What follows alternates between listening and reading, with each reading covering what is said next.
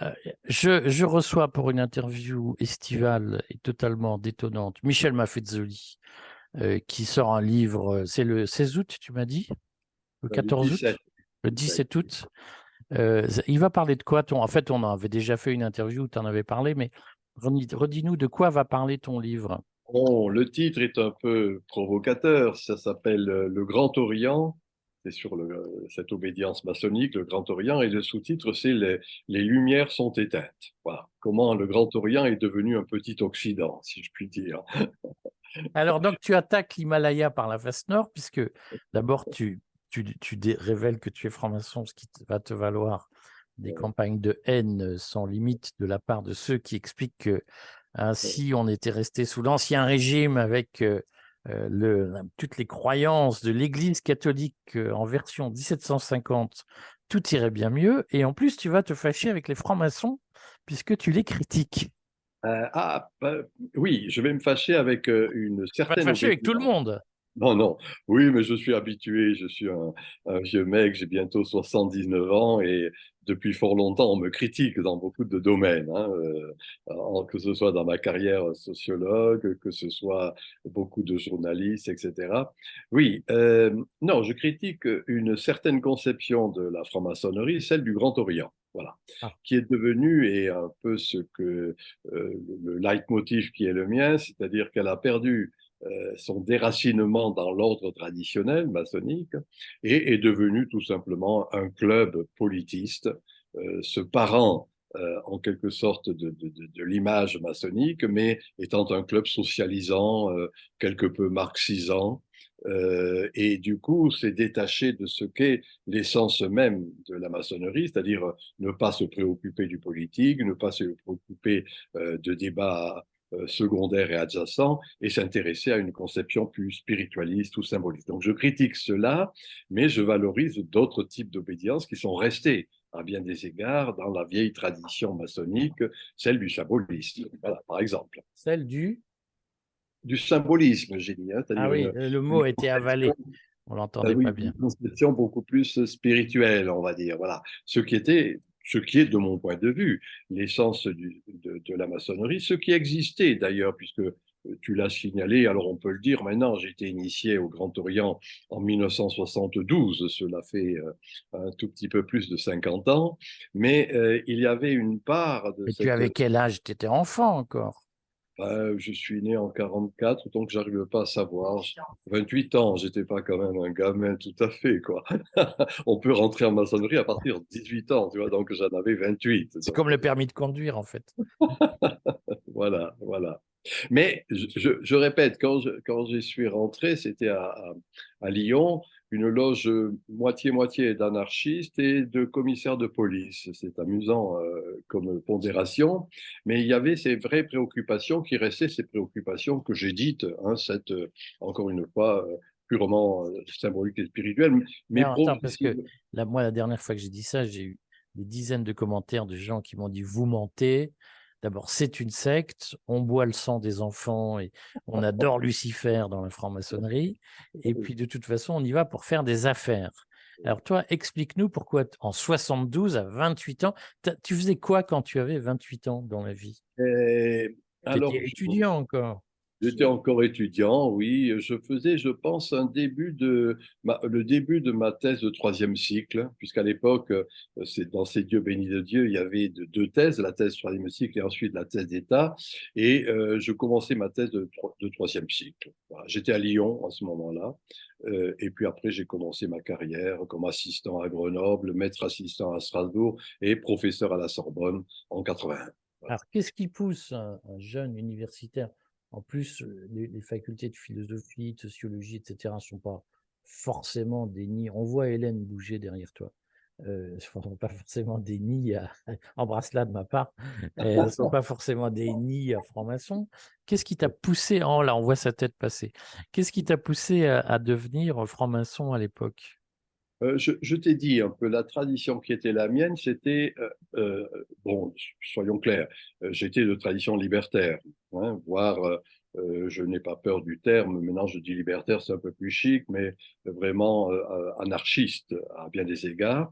Et il se trouvait que voilà, j'ai été attiré dans une loge où il y avait beaucoup d'anarchistes par un ami. C'est tout à fait aléatoire en quelque sorte. Et c'était cette perspective-là qui m'intéressait, c'est-à-dire être des frères du libre esprit, si je puis dire, hein, un peu rebelle.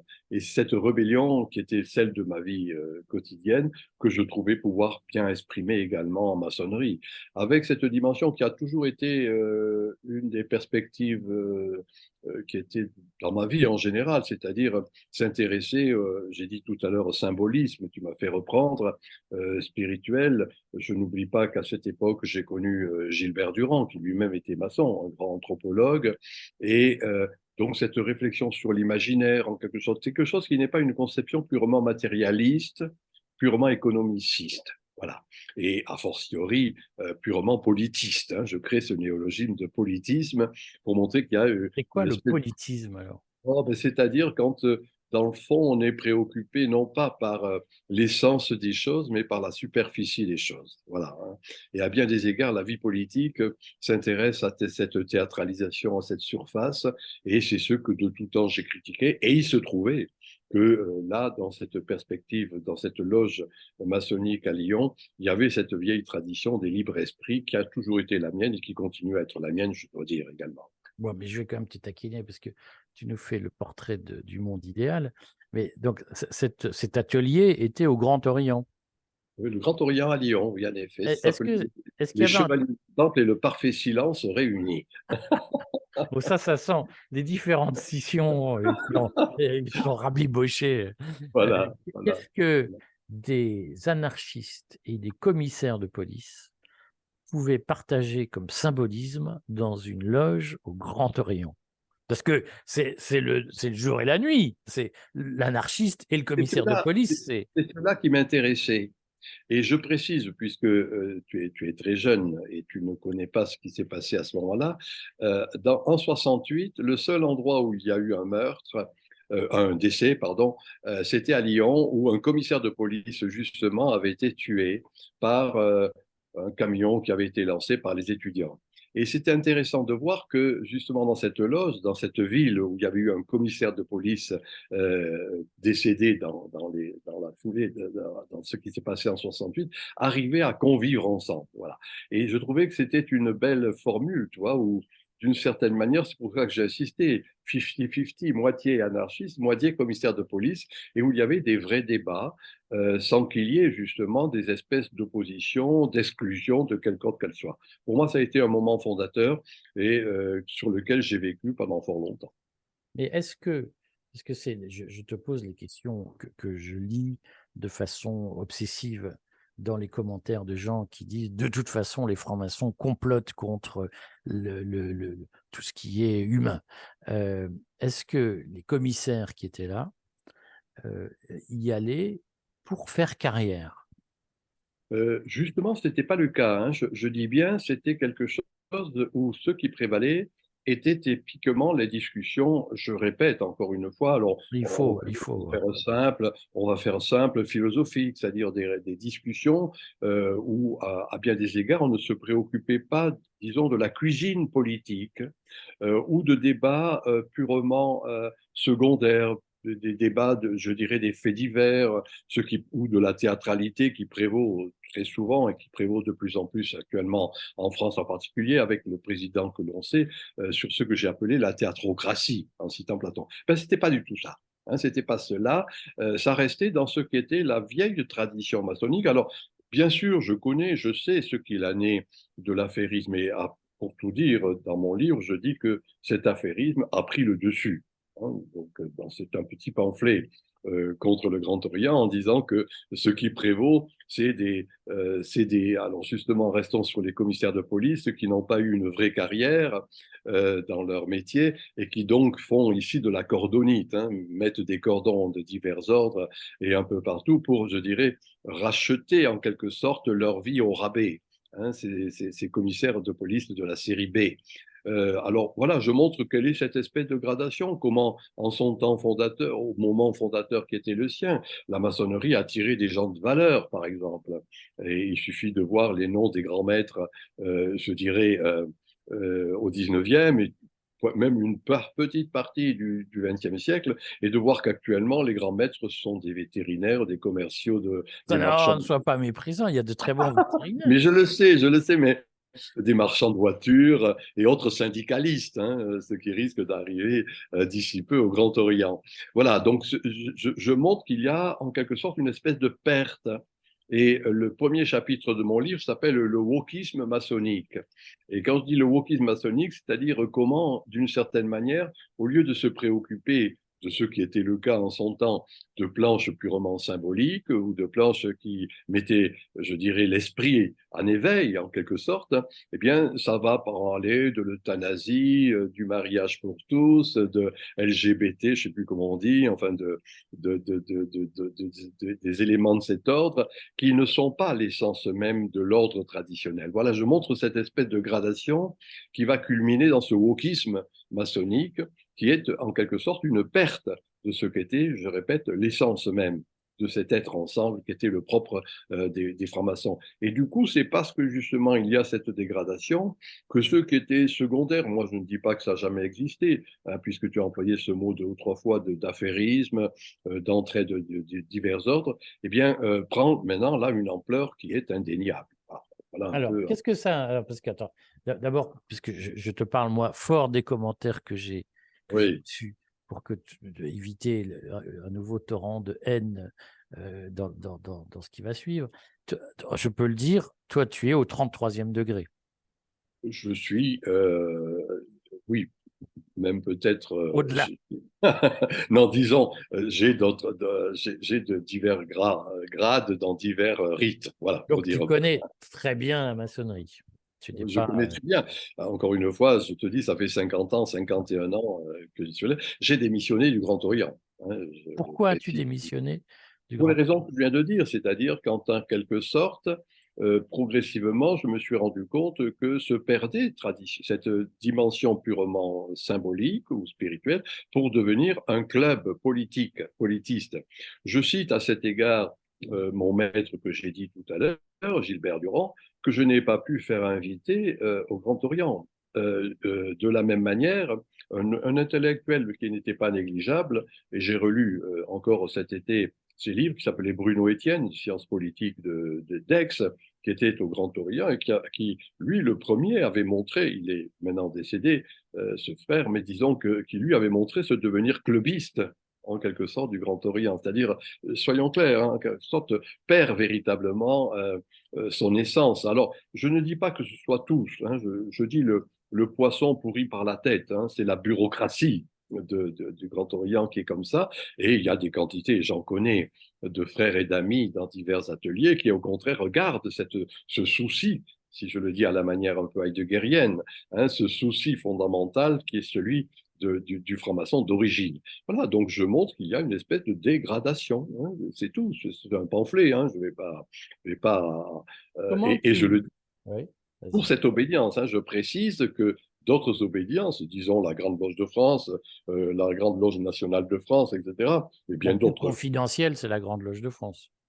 Oui, oui, oui, mais la Grande Loge de France est un de ces éléments, la Grande Loge nationale, et il y a bien d'autres obédiences qui, peu à peu, se sont détachées de cette dimension purement politique, purement wokiste, purement de ce qu'on appelle le sociétal, hein, où le sociétal va prédominer. Et c'est à partir de cette prédomination, eh bien, que je dis bien le poisson pourrit par la tête, hein, c'est-à-dire qu'il perd de plus en plus de sa force. Comment tu expliques on va appeler ça une dérive du Grand Orient depuis 50 ans vers un travail de moins en moins spirituel et de plus en plus sociétal et avec des conflits d'intérêts de plus en plus ouverts? J'emploie et je consacre un chapitre à un terme un peu fort, je dis abâtardissement. Voilà. Alors bon, je dis bien c'est un pamphlet, donc il y a un côté comme ça qui est un peu simplé, mais d'une certaine manière quelque chose qui fait que ce qui était le cœur battant, hein, le fil rouge de la franc-maçonnerie, c'était une conception d'hétérodoxie. Hein. Et cela a été dit par des bons esprits qui ont écrit sur la franc-maçonnerie, et que curieusement, cela est Quand tu devenu, dis hétérodoxie, c'est on aime bien penser différemment des autres. en gros, Hein, c'est plus l'orthodoxie. Hein, c'est pas quelque chose. La doxa, c'est une opinion qui est droite. Orthodoxie. La hétérodoxie, c'est que justement, c'est le questionnement. Tu vois, ce que dit Heidegger que j'ai cité tout à l'heure. Le questionnement, c'est la piété de la pensée.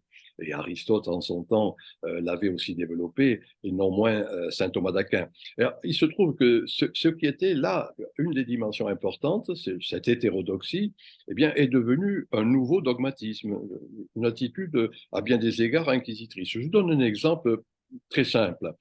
J'ai publié il y a 2 ans, je crois, un livre qui s'appelait L'ère des soulèvements, aux éditions du Cerf, où justement je faisais une critique de la manière dont on avait imposé des injonctions sanitaires que l'on sait de diverses manières, le port de la muselière, les gestes barrières et autres isolements qui étaient une dénégation de tout être ensemble.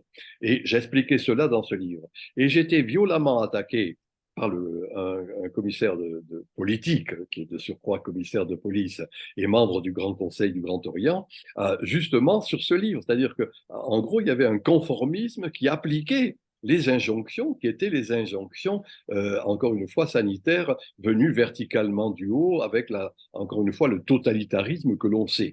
Bien voilà un exemple très simple, hein, c'est-à-dire cette critique que je faisais et que je maintiens d'ailleurs fondamentalement dans cette ère du soulèvement ne passait pas. Hein, et il y a eu une lettre très forte contre moi au sein du Grand Orient disant non, il faut se soumettre. Hein. Voilà ce que j'appelle moi le passage de l'hétérodoxie à la pensée dogmatique, hein, à Et, l'orthodoxie. pour que ce soit clair dans l'esprit des gens qui vont écouter, qui ont le sentiment souvent que la maçonnerie, c'est le Grand Orient, c'est à la louche 50 000 adeptes, on va dire ça comme ça, parce que j'entends souvent c'est une secte, mais peut-être que tu pourras répondre à cette question. Est-ce que quand tu dis il y a eu des lettres prônant la soumission, est-ce que c'était une position unanime ou est-ce qu'il y avait des maçons qui étaient opposés au pass sanitaire, à la Oui, politique mais, vaccinale, etc. Dieu merci, il y a eu une forte opposition au sein, mais je parle moi de la bureaucratie, hein, ce que j'appelle la bureaucratie qui était au sommet de la tête. Hein, c'est-à-dire que je m'appuie d'ailleurs sur un livre d'un grand historien français qui s'appelait Étienne Balaz, qui parlait de la bureaucratie céleste pour parler de la bureaucratie chinoise. Et j'applique cette image de bureaucratie céleste à la bureaucratie du Grand Orient. Mais bien évidemment, des gens ont protesté. Tu as cité un chiffre qui est faux, mais qui est le chiffre officiel qui est donné, 55 000 maçons au Grand Orient. On sait qu'il y a eu, après justement ce qui s'était passé, ces injonctions sanitaires que l'on sait, eh bien, mais des milliers de maçons qui ont quitté le Grand Orient, qui n'ont plus payé leurs cotisations, qui ont été radiés parce qu'ils ne payaient plus, etc., tout simplement parce qu'ils ne se reconnaissaient plus dans ces injonctions-là. De la même manière, je dis dans ce livre qu'au-delà des chiffres qui sont donnés de manière officielle, 65% des apprentis, c'est-à-dire de ceux qui rentrent en maçonnerie, ne finissent pas l'année, n'ont pas fini l'année, c'est-à-dire que ne se reconnaissant plus du tout. Donc, tu vois, là, il y a une petite différence. Hein. Alors, moi, je ne suis pas un homme du chiffre, je suis incapable de le dire en la matière, mais il faut savoir que le chiffre que l'on donne en particulier pour le Grand Orient est particulièrement faux. Je rappelle la phrase de Churchill, hein, je ne crois aux statistiques que celles que j'ai dévoyées en Moi-même, quelque sorte. que j'ai moi-même Moi-même, transmis. voilà, etc. Eh bien, c'est un peu cela qui conviendrait d'appliquer aux statistiques qui sont données, et justement parce qu'il y a eu une opposition très forte, moi j'en ai connu très proche de moi, de nombre de maçons qui ne se reconnaissaient pas dans cette espèce de soumission, hein, de carpette, de moutonnier. C'est pour ça que je citais quand un vétérinaire devient grand maître, c'est normal quand il y a des moutons. Voilà, il faut en quelque sorte Mais les soigner. je vais quand même faire une information un peu plus équilibrée, puisque j'ai moi-même fait initier beaucoup de femmes au Grand Orient à l'époque où le Grand Orient s'est ouvert aux femmes, et elles étaient assez rapidement ennuyées par le mode de fonctionnement de l'atelier où je les faisais initier, qui était pourtant un atelier dit d'élite. Et donc le phénomène est ancien, il date de plusieurs années quand même. Oui, non, non, mais soyons clairs, moi je montre une lente, c'est pour ça que je dis attardissement, hein, une lente dégradation étant entendu qu'exister et continue d'exister, soyons clairs. Hein. Moi j'ai démissionné, bien sûr, et j'ai démissionné, mais comme j'ai fait cette démission, 4 ou 5 jours après, j'ai été exclu. C'est amusant comme en termes de loi, je crois que c'est faux, mais je ne me préoccupe pas de cela. Il y a d'autres obédiences qui demandent à me recevoir, c'est pas le problème.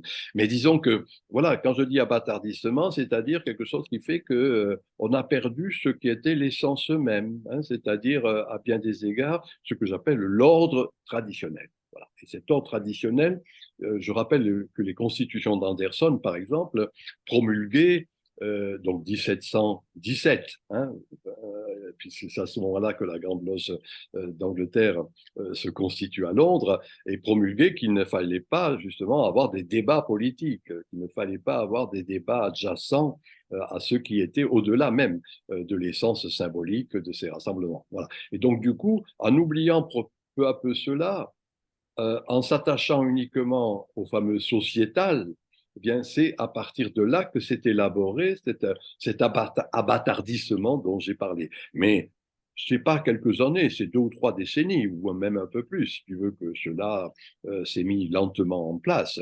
Hein, et bien évidemment, ça prend maintenant une ampleur qui est indéniable. Est-ce que cet abattardissement est uniquement le fait de la tête du poisson, c'est-à-dire de l'ordre, hein, des autorités qui dirigent le Grand Orient, ou est-ce que les loges bleues, comme on dit, c'est-à-dire les simples loges, est-ce que les loges locales sont aussi concernées par cette contamination du wokisme et de... Non, ça c'est un peu difficile à dire. Hein. Là, je suis pas, j'ai pas compétence. Ce que je peux dire, c'est que je reçois beaucoup d'avis d'amis du Grand Orient qui continuent, qui appuient ce livre qui va apparaître et qui s'y reconnaissent. Et donc, eux représentent ce souci de rester dans cet ordre symbolique. Mais comme il y a quand même une bureaucratie, comme il y a un conseil de l'ordre qui, lui, est contaminé, c'est un terme de contamination, hein, si on veut parler d'épidémiologie, elle est là, en termes de contamination de ce que j'appelle le politisme ou les clubs socialisants ou marxisants, bon, ben, c'est imposé par en haut, si je puis dire. Et du coup, il y a des radiations, des exclusions, hein, de ceux qui ne sont plus tout à fait conformes avec ce devenir encore une fois, purement politiste, hein, alors que ce n'est pas cela qui est l'essence même de l'ordre maçonnique.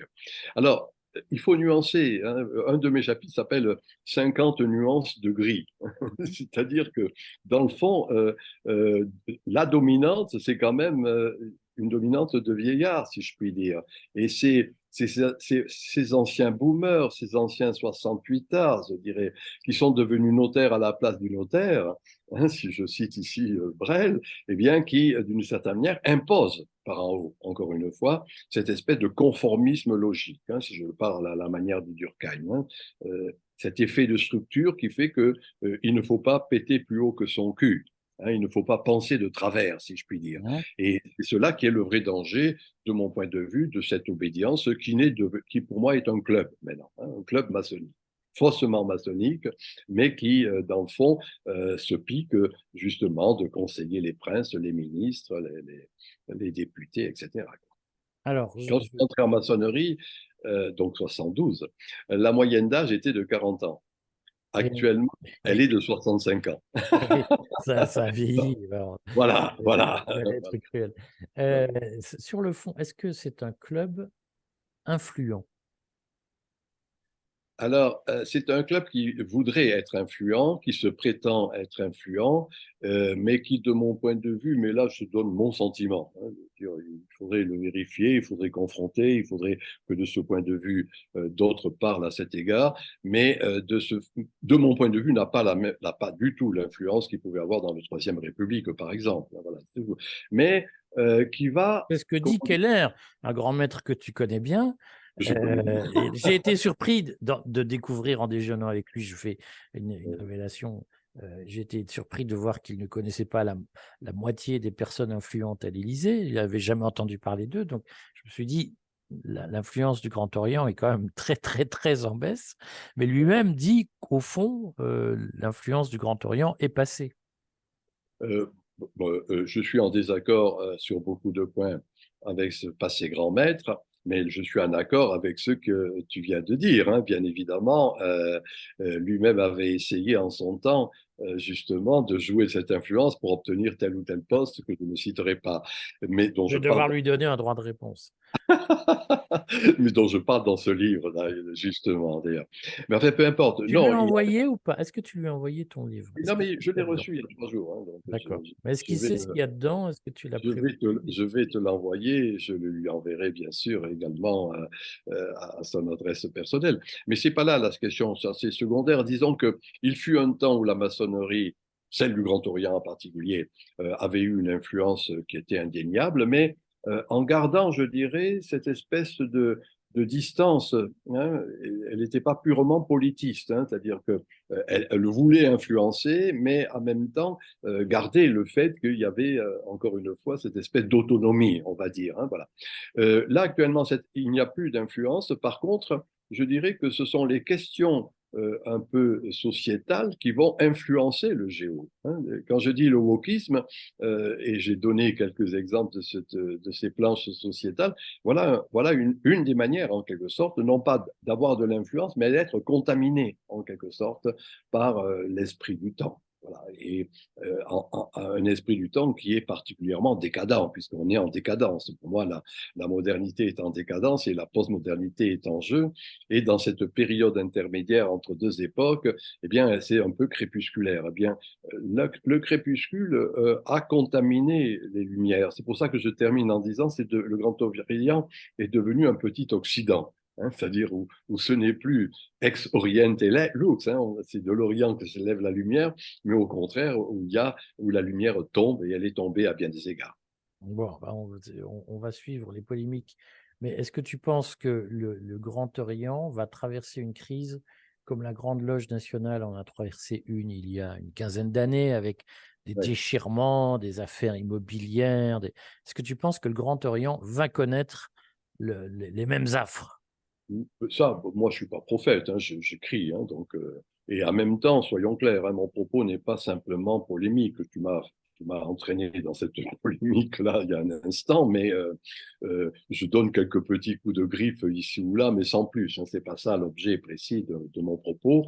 Non, alors, je te donne mon sentiment là encore, hein, c'est-à-dire que ça ne sera pas la même chose que la Grande Loge nationale de France, du temps de Stéphanie, pour ne pas le nommer, où il y a eu le conflit et une grande séparation. Non, c'est plutôt, je dirais, une lente dégradation, hein. Quand je dis 50 nuances de gris, qui va être de plus en plus la caractéristique de ces loges. Or, quand on est gris, les cheveux deviennent blancs. D'ailleurs, il aurait mieux valu dire 50 nuances de blanc, d'ailleurs, mais enfin, un peu comme moi, enfin, à bien des égards. Et donc, du coup, ce ne sera pas un grand chambardement, mais quelque chose qui fait que, ben voilà, le cimetière n'est pas loin. Et donc, du coup, comme 65% des apprentis ne perdurent pas et ne terminent pas leur année, cela va amener cette lente dégradation. Voilà. Donc, c'est pas un choc brutal, à mon avis, mais le fait que ça va devenir, encore une fois, comme la libre pensée, hein, un club de vieilles personnes, en quelque sorte, qui trouvent là une manière d'agrémenter une retraite un peu triste, qui est Ouais, la leur. s'occuper. Bon, il sort donc le 17 août. Tu l'as Voilà. déjà, tu peux nous le montrer ou pas? Et je l'ai sur mon bureau. Alors, je sais pas Il comment faut ça se... quoi? Alors, Voilà. lève-le un tout petit peu. Comme ça, Voilà. Donc, à quelle maison d'édition? c'est très Daniel qui... Très Daniel, une maison bien connue pour son goût pour les affaires symboliques. voilà, entre autres. Et donc, qui va le publier là, le 17 août. Et il y aura, je pense... ouais, enfin voilà, quoi. Il y aura pas mal de... Le sous-titre, c'est Les lumières sont éteintes. Et sur le panneau d'en bas, là, il y a la perte de l'idéal maçonnique. Voilà un peu ce qui est mon propos, sur la base, encore une fois, de cette longue expérience, soyons clairs, qui est la mienne, mais où je montre qu'il y a encore une fois, cette lente dégradation, abâtardissement, etc. Quelque chose qui fait que, d'une certaine manière, c'est un retour de l'Inquisition qui est là, hein, et que, d'une certaine manière, au-delà en affirmant telle ou telle valeur, on joue l'Inquisition cléricale. Ce sont devenus des curés contemporains. Bon, écoute Michel, à bientôt, je suis sûr qu'on en reparlera. Et D'accord. puis, on suit ça de près. À très bientôt. Allez, au revoir. Merci bien de cette invitation.